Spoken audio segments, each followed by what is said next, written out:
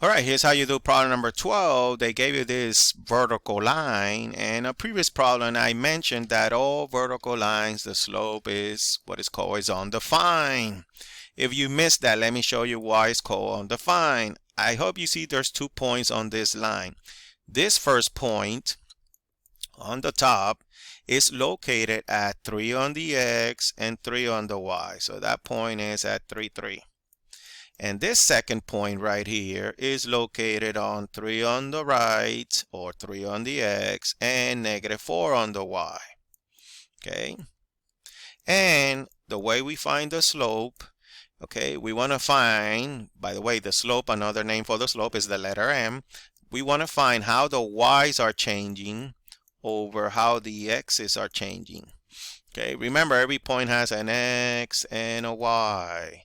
So I'm going to look at the y's first. Okay, so this is my first y here. This is my second y here. Okay, it started with 3. We ended on -4. Obviously, the numbers change. The y's change because they're different numbers.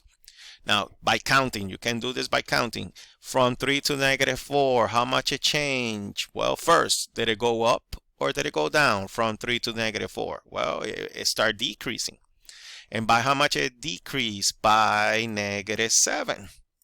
Okay, or by 7, I should have said. It decreased, that's the -7. So you take 3, take away 7, you get -4. All right, now we're going to do the same thing for the x's. Okay, I started on 3 and I ended on 3.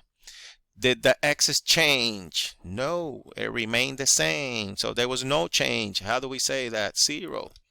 And when you have a fraction over 0, that's what we call undefined. And that's how you find the slope of vertical lines. However, you don't need to do all of this work. All vertical lines have an undefined slope. Okay, let's do problem number 13, which is also asking you about the slope. Okay, let me bring this up a little bit.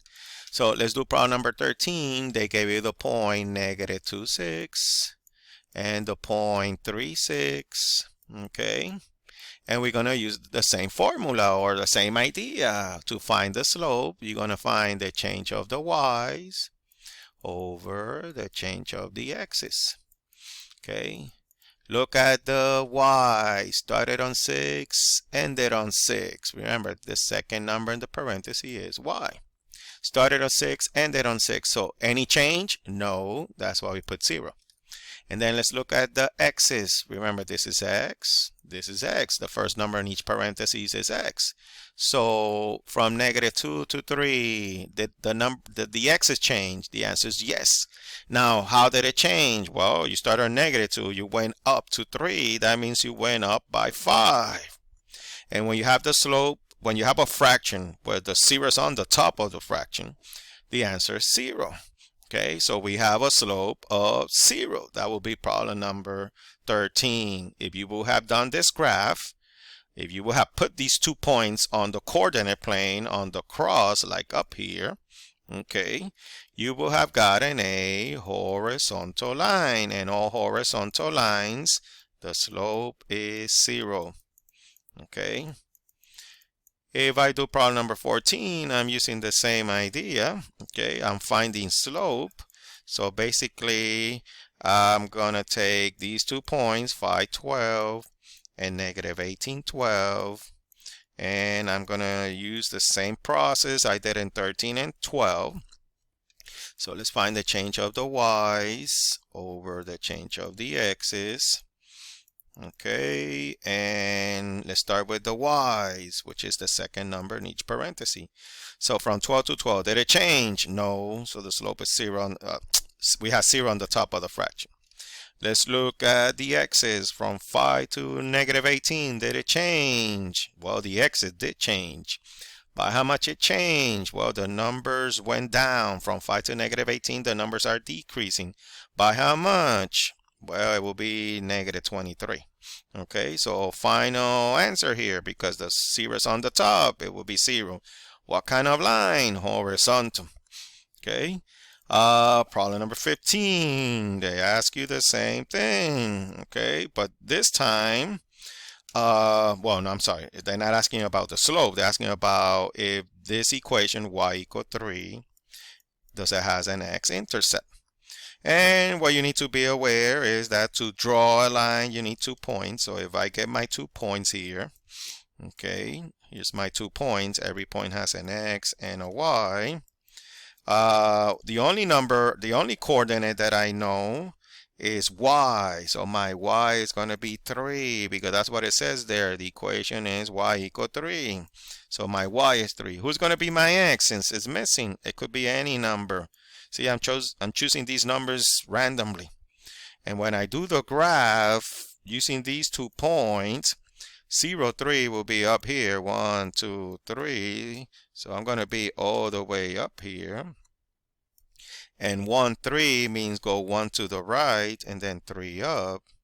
And when you have those 2 points connected with a graph, well, I'm sorry, with a line, here's your graph. And you can see it's a horizontal line. Now, does this red line touch the x-axis? The answer is no. That's why it doesn't have an x-intercept. Okay. If I do problem number 16, it's the same idea, but this time they gave you the equation x equal 8. Okay, so how many points you need to draw a line? 2.